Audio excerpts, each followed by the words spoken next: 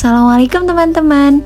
Kami dari kelompok 6 yang beranggotakan Putri Melina, Rina Agustina, dan Tiara Melinda dari program studi akuntansi sektor publik Politeknik Negeri Sriwijaya kelas 5 APA.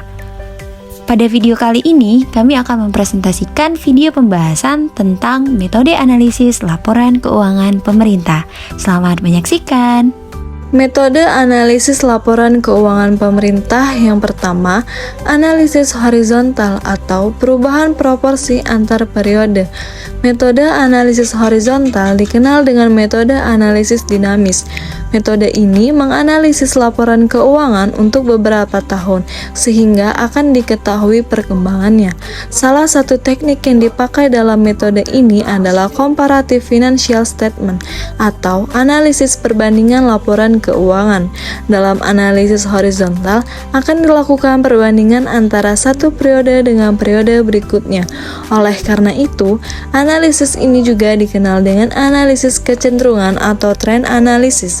Adapun karakteristik analisis horizontal sebagai berikut.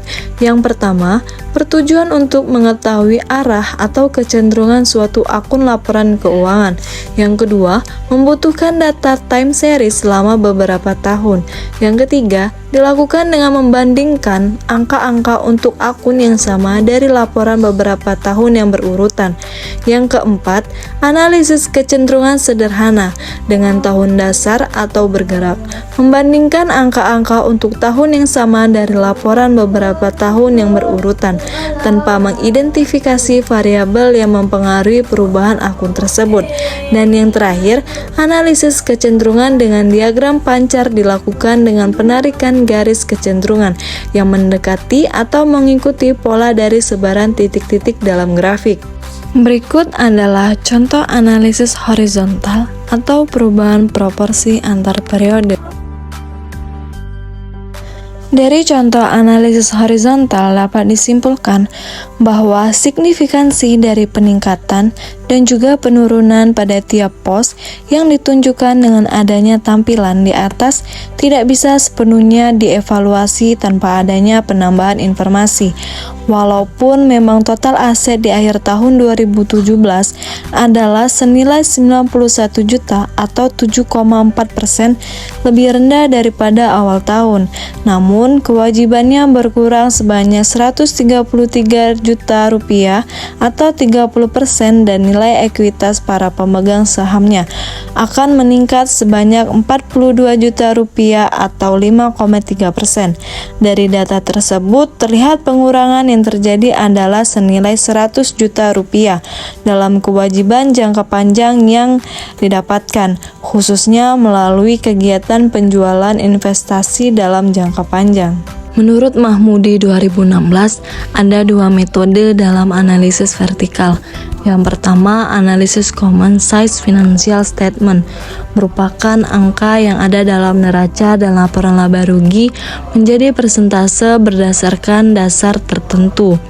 Common base-nya adalah total aktiva. Hal ini aktiva dianggap 100%. Dengan contoh yang pertama, analisis atas akun yang ada di neraca.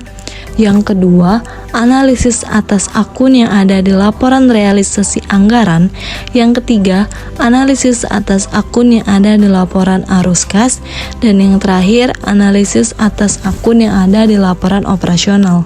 Metode analisis vertikal menurut Mahmudi yang kedua, analisis rasio, merupakan analisis yang dilakukan dengan menunjukkan hubungan antara dua atau pos akun-akun yang ada dalam satu laporan keuangan atau akun antara laporan keuangan neraca dan laporan realisasi anggaran. Menurut Hanafi dan Halim 2016, analisis rasio dapat dikelompokkan menjadi beberapa jenis. Yang pertama, likuiditas untuk mengukur kemampuan pemerintah di daerah dalam membayar utang atau kewajiban jangka pendek. Rasio ini bisa diukur dengan rasio lancar dan rasio kas. Yang kedua, solvabilitas untuk mengukur kemampuan pemerintah daerah dalam membayar semua utangnya yang akan jatuh tempo. Rasio ini bisa diukur dengan rasio utang terhadap aset atau rasio utang terhadap ekuitas. Yang ketiga, leverage untuk mengukur perbandingan antara ekuitas modal dengan total uang. Dan yang terakhir, kemandirian, untuk mengukur tingkat kemandirian pemerintah daerah dalam mendanai aktivitas sebagai indikator tingkat partisipasi masyarakat lokal terhadap pembangunan daerah, indikator perkembangan ekonomi daerah, dan kesejahteraan masyarakat. Teknik analisis laporan keuangan. 1. Analisis perubahan laporan keuangan. Analisis perubahan laporan keuangan yaitu teknik analisa yang dilakukan dengan memperbandingkan pos-pos yang sama dari dua laporan keuangan dengan periode yang berlainan. Artinya, minimal 2 periode atau lebih dari analisis ini akan dapat diketahui perubahan-perubahan yang terjadi. Perubahan yang terjadi dapat berupa kenaikan atau penurunan dari masing-masing komponen analisis. Tujuan analisis perubahan laporan keuangan. Secara umum, dari hasil analisis ini akan terlihat antara lain 1. Angka-angka dalam rupiah, 2. Angka-angka dalam persentase, 3. Kenaikan atau penurunan jumlah rupiah, 4.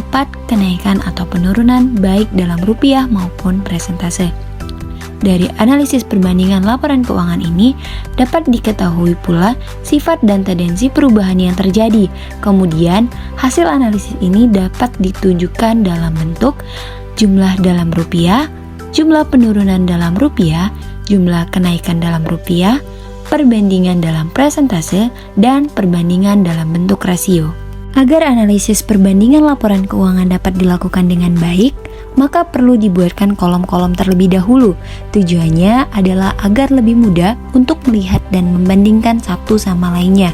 Bentuk kolom-kolom dalam analisis perbandingan secara horizontal dapat dilakukan dengan berbagai cara. Salah satunya adalah sebagai berikut. Dari laporan laba rugi perbandingan PT Rai Ibrahim Tbk dapat kita ketahui perubahan-perubahan yang terjadi dalam pos-pos laporan laba rugi. Salah satunya adalah penjualan yang meningkat sekitar 16,5% dari tahun 2006 dan juga ada penyusutan yang meningkat, pendapatan bersih, dan laba-laba lainnya. Kedua, analisis presentase per komponen. Analisis presentase per komponen yaitu analisis yang dilakukan untuk membandingkan antara komponen yang ada dalam suatu laporan keuangan, baik yang ada dalam laporan neraca maupun laporan laba rugi. Tujuan analisis presentase per komponen. Tujuannya untuk mengetahui seberapa besar kontribusi suatu pos dalam angka total. Analisis ini juga dilakukan untuk mengetahui persentase investasi terhadap masing-masing aktiva atau terhadap total aktiva, struktur permodalan, dan komposisi biaya terhadap penjualan. Analisis ini dilakukan dengan membandingkan setiap perubahan dalam pos-pos dengan total aktiva atau total pasif atau total penjualan. Dengan demikian, akan terlihat suatu kenaikan atau penurunan. Sebagai contoh adalah perbandingan antara aktiva dengan sediaan atau penjualan dengan komposisi biaya. Hasil analisis dibuatkan dalam bentuk presentase, artinya mengubah jumlah rupiah dalam laporan keuangan menjadi presentase. Berikut ini adalah analisis presentase per komponen yang diambil dari laporan keuangan PT Rai Ibrahim Tbk. 1. Antara komponen piutang dengan total aktiva. Untuk tahun 2003, analisis piutang berjumlah 18% dari jumlah aktiva. 2. Antara komponen utang jangka pendek dan total pasifa. Untuk tahun 2003, utang jangka pendek berjumlah 17% dari jumlah pasif. 3. Antara komponen sediaan dengan total aktiva. Untuk tahun 2003, sediaan berjumlah 14% dari jumlah aktiva. Keempat, antara komponen harga pokok penjualan dengan penjualan bersih. Harga pokok penjualan tahun 2003 berjumlah 46% dari jumlah penjualan bersih. Kelima, antara komponen laba operasional dengan penjualan bersih. Untuk tahun 2003, laba operasional berjumlah 17% dari jumlah penjualan bersih. 3. Analisis tren. Analisis tren juga disebut analisis time series. Analisis time series yang salah satu tujuannya tidak lain adalah untuk menemukan suatu keteraturan atau pola yang dapat digunakan dalam peramalan kejadian mendatang. Subanar 2009. Analisis tren dapat menentukan bagaimana kecenderungan melakukan kinerja dari waktu ke waktu. Analisis tren didasarkan pada data historis dari laporan keuangan pemerintah. Salah satu cara yang populer dalam melakukan analisis tren adalah dengan menggunakan analisis rasio keuangan. Anda harus menghitung rasio minimal 2 tahun terakhir, karena perbandingan rasio tidak berarti kecuali Anda memiliki sesuatu untuk membandingkannya dengan data tahun yang lain. Analisis tren akan lebih bagus lagi jika Anda memiliki dan menggunakan data rasio keuangan lebih dari 2 tahun. Bisa teman-teman sekalian lihat contoh analisis tren di bawah ini. 4. Analisis varian atau selisih. Analisis varian atau selisih pada umumnya digunakan untuk menganalisis laporan realisasi anggaran, yaitu dilakukan dengan cara mengevaluasi selisih yang terjadi antara anggaran dengan realisasi. Selisih anggaran dapat dikategorikan menjadi 2, yaitu selisih yang menyenangkan dan tidak menyenangkan. Yang perlu dianalisis lebih dalam adalah terhadap selisih yang tidak menyenangkan. Menurut Mahmud 2016.90, aspek penting yang perlu mendapat perhatian dalam analisis varian ini adalah 1. Menentukan tingkat signifikan selisih anggaran. Apakah selisih anggaran dengan realisasi dinilai signifikan atau tidak? Jika tidak, maka bisa diabaikan. Tetapi, jika dianggap signifikan, maka perlu analisis lebih lanjut. 2. Menentukan tingkat varians atau selisih anggaran yang bisa ditoleransi, berupa besar penyimpangan anggaran yang lebih dianggap dalam batas wajar. 3. Mencari penyebab terjadinya selisih anggaran. Sekian pemaparan dari kelompok kami. Jangan lupa comment, like, share, and subscribe. See you the next video. Dadah!